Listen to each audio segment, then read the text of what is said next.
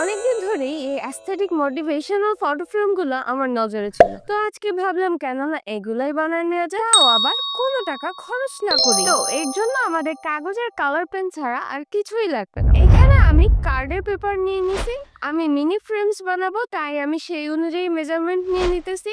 এখানে আমি পেপারটা 20 by 26 সেন্টিমিটার নিয়েছি। চারদিক থেকে 4 সেন্টিমিটার রাখতে হবে বর্ডারের জন্য। আমি সব দিক দিয়ে 1 সেন্টিমিটার করে টোটাল 4 সেন্টিমিটার দাগ কেটে নিচ্ছি। এরপর দাগগুলোকে মিলাই নিতে হবে।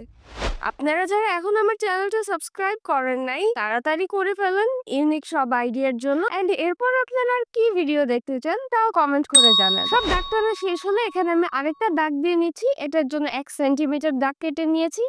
ভিতরে আরেকটা দাগ দিতে হবে, তো সেটা আপনারা ছবি দেখেই বুঝে নিতে পারবেন।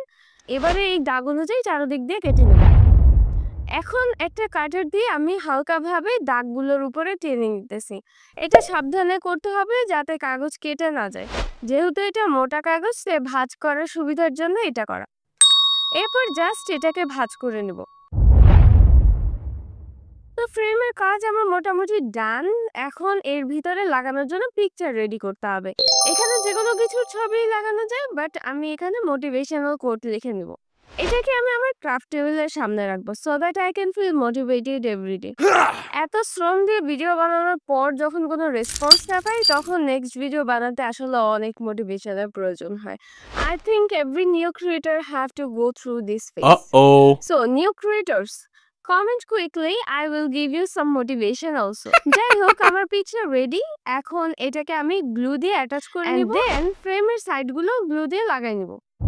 আমার এই ছবিটা একটু সাইডে চলে গেছে, ব্যাপার না, দেখতে পারলে আমি এরকম ফ্রেম আরো 2টা বানাই নিছি।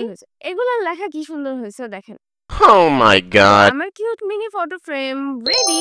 আমার 3টা ফ্রেম বানায় মন ভরে না। What? আরো কিছু আইডিয়া মাথায় নড়াচড়া করতেছে এই কিউট ফ্রেমগুলো দিয়ে বানানো। তো সেই সব ইউনিক সব আইডিয়া এক্সপ্লোর করতে অবশ্যই আমার চ্যানেলটা সাবস্ক্রাইব করে রাখুন। Don't forget to like and share your opinion in the comment.